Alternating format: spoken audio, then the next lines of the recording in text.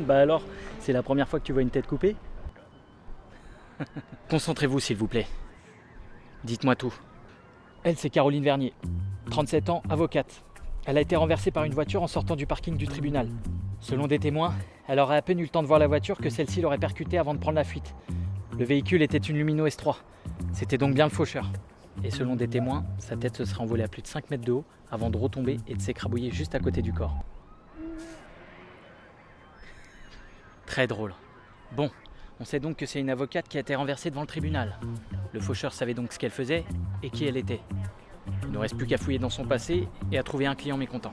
Ça risque d'être compliqué à trouver. Apparemment, les plus grands voyous faisaient appel à elle. C'était un vrai requin.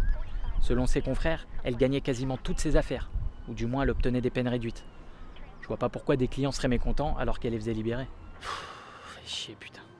Ça pourrait pas être un de ses collègues qui serait jaloux de sa réussite? Ouais, c'est envisageable. Elle était pas très appréciée de ses collègues en effet. Mais je pense pas que ce serait l'un d'eux.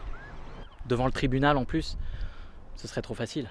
Justement, il est si malin qu'il pourrait jouer là-dessus. Rappelez-vous, il fait sûrement partie de la police, ou du moins il en est proche.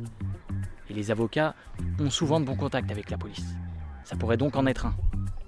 Alors fouillez dans son passé, ses affaires, ses clients, n'importe quoi. Trouvez tout ce que vous pourrez sur elle ou en rapport avec les anciennes affaires du faucheur.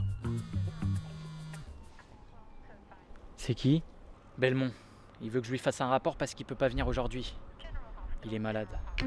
Vous pensez que ça peut être lui? J'en sais rien, mais dans le doute, on reste vague. On lui donne quand même un os à ronger, comme ça il nous fout la paix. À côté de ça, on vérifie son alibi pour le meurtre de l'avocate. Mais attention, il faut pas paraître suspicieux. On y va. Oh putain, c'est quoi? Son cervelet, je dirais.